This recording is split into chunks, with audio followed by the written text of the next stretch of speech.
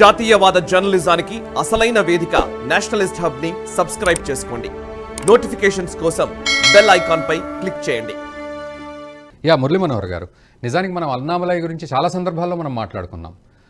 అతని గెలుపు కూడా అంటే ఒక రకంగా చూస్తే ఇంకా ఆల్మోస్ట్ గెలిచిపోతాడేమో, తమిళనాడులో ఒక ఐకాన్గా నిలబడతారేమో, నిజానికి ఎంపీగా నిలబడి ఒక ఎంపీగా మనకు అందరికీ అక్కడ ప్రత్యక్షం అవుతారేమో గెలుపు తీరాలకు బీజేపీని తీసుకెళ్ళి అని అనుకున్నాము. కాకపోతే కొంత మన అనాలిసిస్ ఎక్కడ అంటే ఆ గెలుపు దగ్గర ఆగిపోయింది. సో ఎలా వర్ణించాలి అన్నామలై యాత్రను, ఎలా మనం అభివర్ణించాలి, ఎలా ఇన్స్పిరేషన్గా కూడా దాన్ని చూడాలి, పాజిటివ్ వేలో ఎలా చూసే పరిస్థితి ఉంది అక్కడ లెక్కల ప్రకారం? రగ్గారు, అన్నామలై గెలవలేదు అనేది ఒక్కటే నిజం, కానీ ఓట్ బ్యాంక్ పెరగలేదు అనేది కాదు. అంటే తమిళనాడులో బీజేపీ ఓట్ బ్యాంక్ చాలా తక్కువ. అలాంటిది ఈరోజు 12% ఓట్ బ్యాంక్ పెంచారు. 12%, 13% ఓట్ బ్యాంక్ అనేది చాలా చాలా ఎక్కువ.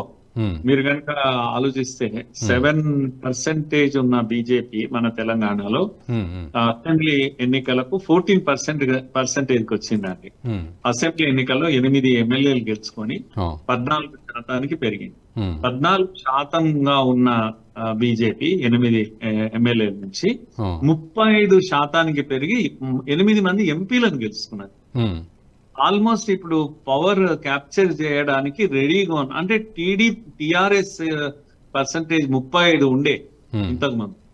అలాంటి టిఆర్ఎస్ 16% ఎంతకో పడిపోయింది. అంటే బీజేపీ ప్లేస్ కు టిఆర్ఎస్ వచ్చేసింది. ఇప్పుడు టిఆర్ఎస్ ప్లేస్ లో బీజేపీ ఉంది. నంబర్ ఆఫ్ సీట్స్ పక్కకు పెట్టండి.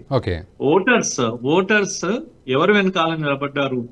35% మంది ఇప్పుడు బీజేపీ వెనకాల నిలబడ్డారు, 40% మంది కాంగ్రెస్ వెనకాల నిలబడ్డారు. ఇది మన తెలంగాణ సిచ్యువేషన్.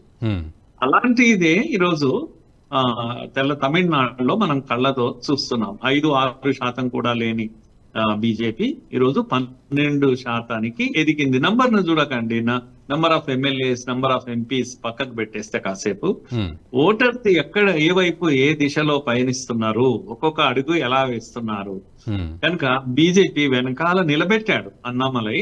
తన యొక్క పాదయాత్ర ద్వారా, తన యొక్క ఉద్యమం కారణంగా, తన యొక్క యాక్టివిటీ కారణంగా, తన యొక్క ఫైల్స్, డిఎంకే ఫైల్స్ కారణంగా ఎక్స్పోజ్ చేయడంగా, ధైర్యంగా ముందుకు కలవడం వల్ల ఆయన యొక్క సింగమలై యొక్క రూపము తమిళ ప్రజలు చూసేసరికి ఒక విశ్వాసం కలిగి ద్రవిడ్ పాలిటిక్స్ ను పక్కకు పెట్టి బీజేపీ వెనకాల వచ్చేసారు. ఎంతమంది 12% మంది ఓటర్స్ బీజేపీ వెనకాల నిలబడ్డారు.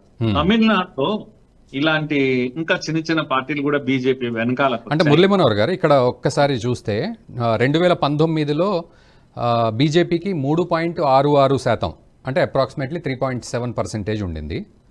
ఇప్పుడు 2024కి వస్తే బీజేపీకి 11.24%, అంటే 3.7 నుంచి 11.2 వరకు వెళ్ళింది. అదే నా పాయింట్. అదే కరెక్ట్ గా ఆ ఓట్ పర్సంటేజ్ 3.66 నుంచి 11 వరకు 12 దగ్గరికి తీసుకురావడం, ఇది ఊరికే రాలేదు, ఊరికే వచ్చింది కాదు. కనుక ఈ వీధి పోరాటాలు చేయడం కారణంగా ప్రజల్లో విశ్వాసం వచ్చి మెల్లగా అక్కడ ఎన్నడూ అలవాటు లేని ఏది నాన్ ద్రవిడ్ పాలిటిక్స్ తో వెళ్ళడం అనేది ధైర్యంతో కూడిన పని. తమిళనాడులో మొదటిసారి బీజేపీ లాంటి ఒక హిందుత్వ పార్టీ వెనకాల వచ్చి నిలబడ్డారు. ఇది చాలా పెద్ద మార్పు, అన్నామలై సాధించినటువంటి మార్పు. రేపు 2026 ఎన్నికల్లో ఎటువంటి మనము రిజల్ట్స్ చూస్తాము అంటే డిఎంకే వర్సెస్ బీజేపీ పోరాటము, వీధి పోరాటాలు చూస్తాం మనము. ఈ వీడియో మీకు నచ్చినట్టయితే లైక్ చేయండి, 10 మందికి షేర్ చేయండి. అలాగే కామెంట్ల రూపంలో మీ అభిప్రాయాలను మాతో పంచుకోండి. Nationalist hub group of channels ను సబ్స్క్రైబ్ చేసుకుని తెలుగునాట జాతీయవాద జర్నలిజాన్ని ప్రోత్సహించండి. ఈ వీడియో కింద ఉన్న బెల్ ఐకాన్ పై క్లిక్ చేయడం మర్చిపోవద్దు.